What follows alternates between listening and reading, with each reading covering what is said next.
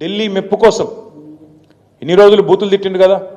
సోనియా గాంధీ గారిని బలిదేవత అని, రాహుల్ గాంధీ గారిని ముద్దపప్పు అని, నానా బూతులు ఏవైతే గతంలో తిట్టినావో వాటిని కవర్ చేసుకోవడానికి ఈరోజు చాలా కష్టపడి వాళ్ళ ప్రాపకం కోసం నేను చెప్తున్నాడు. ఏం చెప్తున్నాడు? రాజీవ్ గాంధీ గారు కంప్యూటర్ కనిపెట్టిండట. ఇక నీకు ఎంత తెలివి ఉందో దీన్ని బట్టే చెప్పొచ్చు. అయ్యా రేవంత్ రెడ్డి గారు, నీకు తెలియదు. దరిద్రం ఏంటంటే నీకు తెలియదన్న విషయం కూడా తెలియదు. నీకు ఎవడు చెప్తే ఇనవు.